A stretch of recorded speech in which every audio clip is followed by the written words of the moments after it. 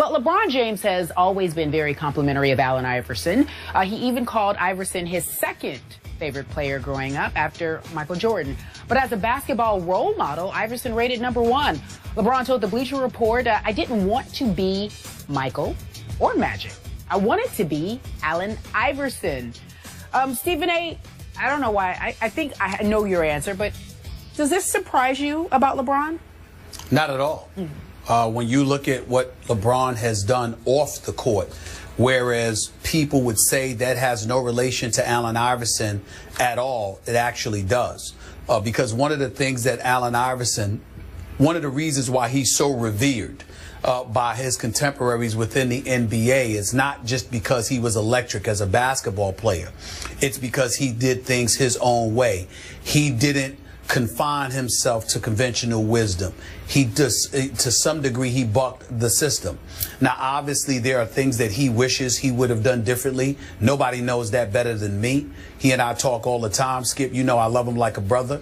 But there are things that he could have done differently, which he openly admits he could have.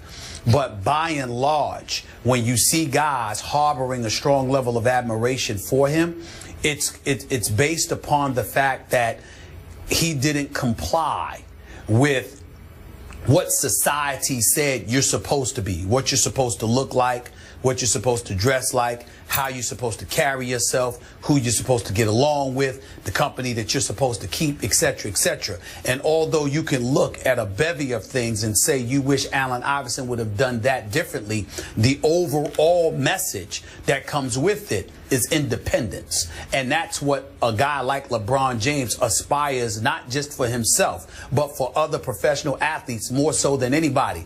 It's one of the reasons, Skip Bayless, why a guy like Floyd Money Mayweather, these guys reach out to him all the time and talk to him because they want to know how he went about the business of getting rid of the constraints to hold him back, betting on himself, being in a position where he's empowered himself, where he's an employer instead of an employee, and he's getting all of this money, and he has such incredible control over his own destiny. That's LeBron James. You look at the commercials, you look at the money that LeBron James generates, you look at the endorsement deals that he has. He doesn't just get a check for endorsing products. Him in conjunction with Rich Paul, with Maverick Carter, with Mark Termini and those boys, they've arranged it and manipulated it so LeBron James actually gets a piece of the action. Beats by Dre. You know, when LeBron invested in that and collected tens of millions of dollars off of that alone, the list goes on and on. You know, communicating and being friends with a Warren Buffett. Those things matter. They resonate profoundly because what he's trying to do is basically establish himself as his own entity. He's already done it, obviously, but I'm just saying that was always the goal. When J.R. Smith and Amon Shumpert arrived, LeBron let them know this ain't a game. This is about business. This is about the end results and reaping the benefits from it, and basically allowing yourself to be independent. So once your career is over, you don't have to lean on anybody to move forward in life. This is the kind of things he's preached to Melo. These are the kind of things he's preached to Dwayne Wade and Chris Bosh and beyond, and Kevin Durant and all of these guys. He's always been about that. And it emanates from a guy like Allen Iverson. Not necessarily to perfection, but I'm just saying Allen Iverson's willingness to stand on his own 2 feet and be who he is and who he wants to be. Guys like LeBron and others have always appreciated that about AI.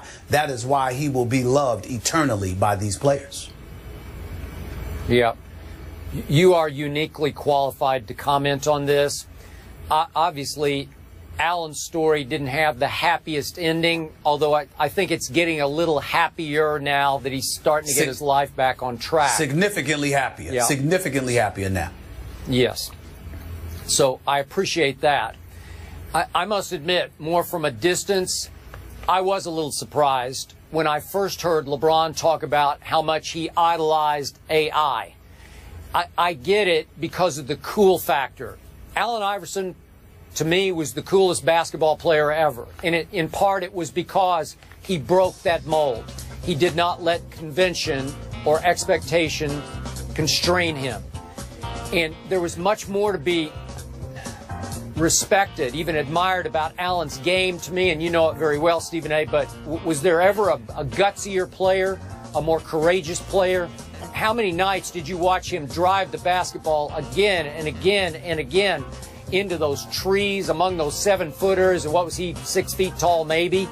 And the punishment that he took, crashing to the floor time and time again. A lot of players will forever admire just the way he played. He played so hard. I know he freelanced a lot on defense, but he just played hard from start to finish. And we all respected that, and I know LeBron did. Obviously, the reason it shakes you up to think of LeBron and AI is that LeBron knew how to play the game the right way from the start. As soon as I started seeing him, his junior year in high school on national TV, I could tell he knew how to play. He had the gift of passing the basketball. Coaches, and he's talked about many of them from second grade up, taught him the right way to play basketball. So you would think that Magic would have been his idol, because he was a young Magic Johnson as a, soon-to-be 6'9" point guard. And obviously, Michael Jordan was the preeminent superstar of LeBron's childhood. So you could see where he would idolize Michael. But again, he never seemed to idolize Magic's game as much as he idolized the way that AI played. And that shakes me up a little bit, because I would have thought that it would be Magic. He would pattern himself after Magic more.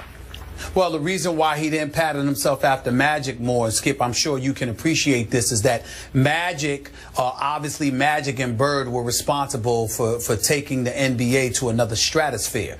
Well, Magic Johnson, and we all love and respect Magic Johnson. He's a role model. We idolize him in a lot of ways. I know I do. But we need to highlight why guys may have leaned towards an Allen Iverson as opposed to a Magic. Magic, the system itself, and America being what and who it is, gravitated towards Magic because Magic had that magnetic smile. He didn't just have a great game. He wasn't just a champion, but he wasn't somebody who put you off. He was somebody that just ingratiated himself with practically everyone he saw, regardless of color, ethnicity, background, culture, etc. Magic was that kind of magnetic figure. What you have to understand is that most young African Americans don't believe they'll be able to successfully pull that off. When you're at a young age, you're essentially taught that the system is never going to gravitate towards you per se. It's never going to embrace you on that level. There are always a few exceptions, the Magics, the Michaels, etc. But by and large, you're not going to be somebody that they're interested in ingratiating themselves with, and vice versa. Therefore, don't look at that as something that's normal or obtainable. Look at that as the extreme aberration that it was. In the case of Allen Iverson, you look at yourself and you see him. You see him from the perspective, not just the cornrows or the tats or whatever. You see yourself in him because you saw how at times he was a pariah. At times he seemed to have the odds stacked against him. At times he seemed to be somebody that so many people wanted to and wished that he had failed.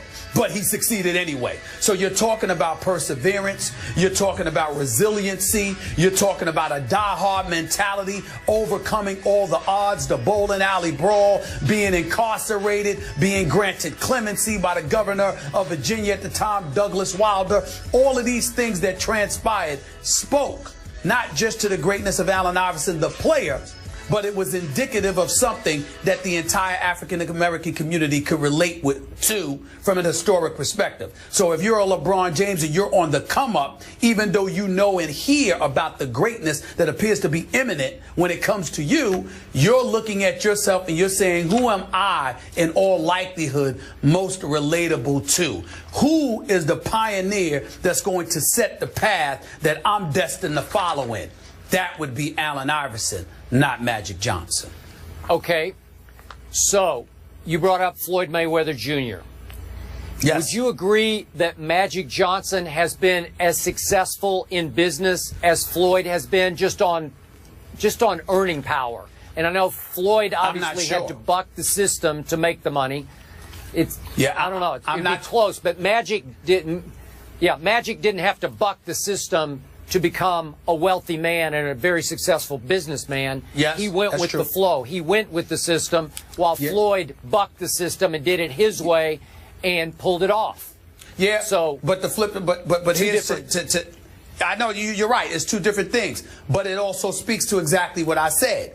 Magic, whether it's the Guggenheim, I think it's the name, the Guggenheim Group or whomever, it's Magic's name attached to a bunch of billionaires who don't look like him but have more money than him. So as a result, he's ingratiated himself with them. Whereas in the case of Floyd Money Mayweather, not only did he earn his money boxing in the ring, but he's connected to Al Heyman, who happens to be an African American. You got, Leonard Ellaby, who's the CEO of Mayweather Promotions, who's an African American, and he's making his money through business, but not necessarily endorsements. So it's based on his performance and his performance reaping the financial benefits of its success, whereas Magic, again, successfully went about the business of ingratiating himself with those in positions of power. They, in turn, accepted him and embraced him, and that's the way he got his money. In most instances, you can't find a black man who, particularly a young black man, who believes that they can pull off what Magic pull off. But you do believe you could pull off what Money Mayweather pulled off, because you believed you could pull off what Iverson pulled off, because it's more relatable. All right. Gentlemen. Okay, last quick question. Okay, quickly. Last quick question. Yep.